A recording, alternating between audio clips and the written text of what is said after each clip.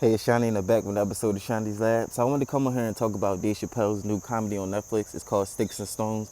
Um, when I tell you that shit is hilarious, that shit is hilarious. So that's one of my must-watch. Um, I definitely give it a 4 out of 5 stars. I was happy that Dave came back to his original stylings of comedy, because if you go back to the days of the Chappelle Show and like his early 1990s stand-ups, those shits would have you laughing from start to finish. But when he did the first 2 Netflix specials, I mean they were cool. I liked them, but I felt like it wasn't.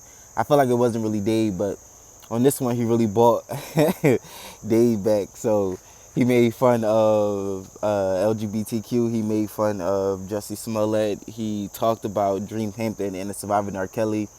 He stood up for Michael Jackson, which I'm very, very happy to see that Dave Chappelle stood up for Michael Jackson, because just as well as, a lot of people believe, they don't believe Michael Jackson did the things those 2 boys are accusing him of.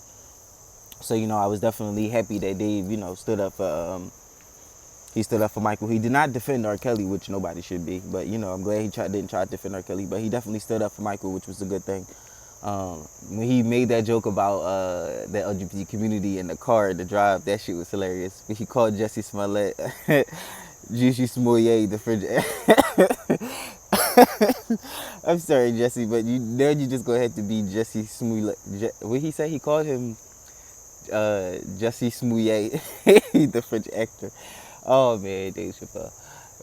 But to anybody who hasn't seen it yet, I know online there's a lot of controversy. I'm pretty sure from LGBTQ, which I mean, whatever. Like, this is exactly why he called it Sticks and Stones. And I like that he brought up a good point, like when he was doing the Chappelle Show and they were saying, you can't say the word faggot on TV. And he was like, well, how come I can say the word nigga without impunity? And she was like, well, Dave, you're not gay. And he was like, well, I'm not a nigga either. And he got a roaring, a thunder and applause from, the crowd, because I always felt that way too. I'm like, it's interesting that, you can't say anything against Jews, you can't say anything against gay people, but you can call black people niggas all day and every day. You could trash black women, but call black women all types of hoes and bitches, but people draw the line, for some reason. It's like an unwritten rule. He talked about Kevin Hart, and he did his normal, Dave Chappelle joke style, and we learned some more about his kids and his family life. I mean, the comedy was just hilarious. I don't want to give too much out because I really want people to go and check it out, which I'm pretty sure most people have, because most people are a fan of Dave. I just want to give Dave his credence and shout outs, because he definitely did a good job. And I'm just telling y'all, that was hilarious. Like, it had me laughing from start to finish.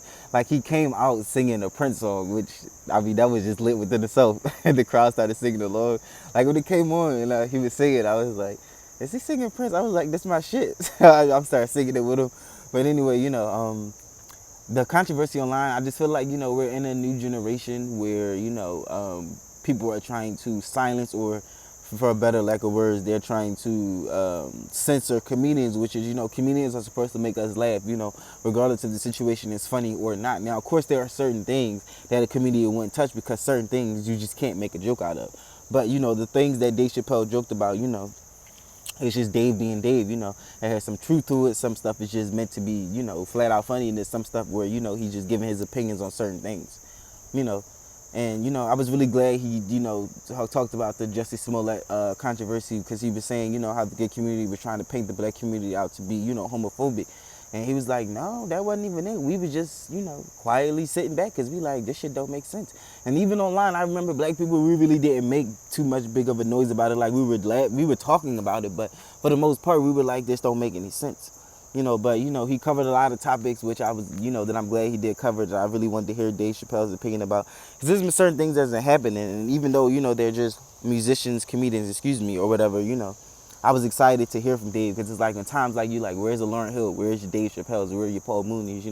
Where are these people, where you want to hear, about what's going on from them? What are their takes on this? What are their opinions? So anyway, if you haven't gotten a chance to watch Dave Chappelle's Sticks and Stones comedy, make sure you go check it out. It's definitely hilarious, definitely worth the watch.